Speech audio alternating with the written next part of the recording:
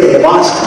अगर कोई शख्स जंग के इरादे से घर से निकलता तो जब वो घर से दो सूरतों में निकलता, कि सवार होके या पैर। अगर वो लड़ने के लिए जा रहा होता तो वो अपनी तलवार को बेनियाम करता और तलवार की नोक में यूं जमीन पे उसका खत करवाता, और रेत में जब खत होता, लाइन लगती, तो लोगों को पता चलता कोई यहां से लड़ने के लिए गुजरा।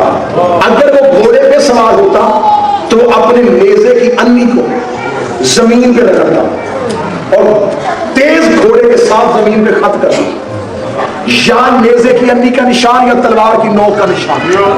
ये बता देता था कि कोई घर से आम इरादे से नहीं निकला।